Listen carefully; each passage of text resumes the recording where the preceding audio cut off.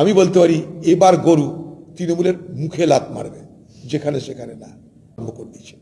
একদিন দিদি বলেছিল না, যে গরু দুধ দেয় তার লাত খাওয়াও ভালো। আমি বলতে পারি এবার গরু তৃণমূলের মুখে লাত মারবে, যেখানে সেখানে না। ওয়াকফ সম্পত্তি নিয়ে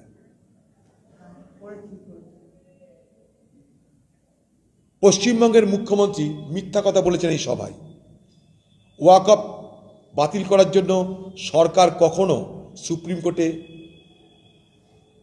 আপিল করেনি। আমি বলছি করেনি। যদি করে থাকেন নাম্বার দিন। পশ্চিমবঙ্গ সরকার কোনোদিন ওয়াকফ সম্পত্তির বিরুদ্ধে সুপ্রিম কোর্টে আপিল করেনি, যায়নি। পশ্চিমবঙ্গ সরকার কখনো বিধানসভায় ওয়াকফ আইনের বিরুদ্ধে বিল বা প্রস্তাব, বিল না, ওয়াকফ আইনের বিরুদ্ধে প্রস্তাব এনে সেটাকে পাশ করারনি। পশ্চিমবঙ্গের তৃণমূল বিজেপি পার্টিকে খুশি করতে হঠাৎ করে ওয়াকফ আইনের সব নিয়মকানুন নিয়ে ময়দানে নেমেছেন, জেলায় জেলায় বার্তা দিয়ে দিয়েছেন, প্রশাসনিক বার্তা। পরিণাম কি হচ্ছে? খতিয়ান 1, তাতে যে সমস্ত জমি, যে সমস্ত সম্পত্তি, মাদ্রাসা, কবরস্থান, ঈদগাহ, সমস্ত কিছু যেগুলো কমিটির হাতে ছিল,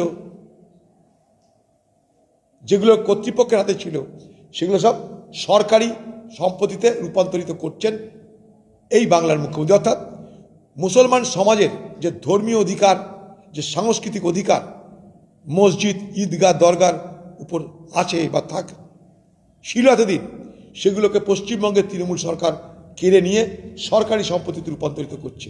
এরপর জমি মাফিয়ার আসবে, প্রমোটার আসবে, সেই সমস্ত জমি হেরাফেরি হবে। সব থেকে বড় কথা, মুসলমান সমাজের ধর্মীয় আবেগকে, সাংস্কৃতিক আবেগকে অবজ্ঞা করে, পদদলিত করে এই বাংলার মুখ্যমন্ত্রী খতিয়ান 1-এ যে সমস্ত সম্পত্তি রেজিস্ট্রেশন করছেন, নথিভুক্ত করছেন, তাতে মুসলমান সমাজ তার নিজের ধর্মীয় সম্পত্তির উপরে অধিকার হারাতে চলেছেন। এটা নিয়ে বাংলার মুখ্যমন্ত্রী একটা কথা নাই। বড় চালাক, বড় চালাক, একটা কথা নাই। এই চালাকি বাংলার মানুষ মুর্শিদাবাদে মানুষের ধরতে আরম্ভ করে দিয়েছে। একদিন দিদি বলেছিল না, যে গরু দুধ দেয় তার লাত খাওয়াও ভালো। আমি বলতে পারি এবার গরু তৃণমূলের মুখে লাত মারবে, যেখানে সেখানে না। মুখ্যমন্ত্রী নিজে কেন বলছেন না, ডিএম কেন বলছেন? আমি আরেকটা দাবি করছি, সারা ভারতবর্ষে, আবার বলছি সারা ভারতবর্ষে সব থেকে বেশি ওয়াকফ সম্পত্তি কোথায়? পশ্চিমবঙ্গে।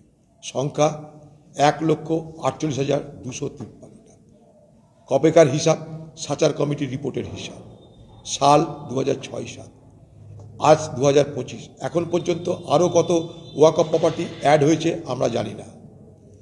পশ্চিমবঙ্গ সরকার কাছে দীর্ঘদিন আমরা দাবি করে আসছি, পশ্চিমবঙ্গে ওয়াকফ সম্পত্তি কত আছে, কোথায় আছে, তার মূল্য কত, সেখান থেকে কত রোজগার হয়, শ্বেতপত্র প্রকাশ করেনি। আবার আমি তাই পশ্চিমবঙ্গের মুখ্যমন্ত্রী জিজ্ঞেস করতে চাই যে পশ্চিমবঙ্গে যত ওয়াকফ সম্পত্তি আছে তার শ্বেতপত্র প্রকাশ করুন প্রথমে, তারপর সেই সম্পত্তি কত বেদখল হয়েছে তার হিসাব দিন। এখন ফাঁদে পড়ে বিড়াল কাঁদলে হবে না। মোদির জন্য আপনি বলছেন কেন্দ্রের সঙ্গে সহযোগিতা করে চলবো, আর কেন্দ্র সেই সুযোগে সমস্ত মুসলমানদের এ বাংলায় অধিকার কেড়ে নিচ্ছে। আবার বলছি, এই পশ্চিমবঙ্গে মুর্শিদাবাদ জেলায় একটাও যদি সম্পত্তি, মুসলমানদের ধর্মীয় সম্পত্তি যদি সরকার কেড়ে নেওয়ার চেষ্টা করে ভেস্টেড প্রপার্টির নামে, সরকারি জমির নামে, আমরা কিন্তু বসে থাকবো না। এর আগে একবার হয়েছিল মনে আছে, মাদ্রাসায় আয়েশার কারখানা বন্ধ করে দিয়েছিলাম বাতালে আমরা। আবার মুখ্যমন্ত্রী এই বাতালা বন্ধ করে দেবো এই পশ্চিমবঙ্গে, এই মুর্শিদাবাদে। সংখ্যালঘু মানুষকে ভোট ব্যাংক হিসেবে ব্যবহার করেন, ভোটের পর তাদের জন্য আপনার কোনো দয়া, মায়া, অনুকম্পা, সহযোগিতা থাকে না। সেই চালাকি আবার আপনি করছেন। 2021-এ এনআরসির নামে করেছেন, এবার এসআইয়ের নামে করলেন, তারপর শুরু করেছেন ওয়াকফের নামে। আপনাদের এই রাজনৈতিক সমঝোতার বিরুদ্ধে রুখে দাঁড়াবে কংগ্রেস। ওয়াকফ সম্পত্তি কেড়ে নেওয়ার কোনো অপচেষ্টাকে মুর্শিদাবাদের কংগ্রেস, মুর্শিদাবাদের মানুষ মানবে না, মানবে না, মানবে না।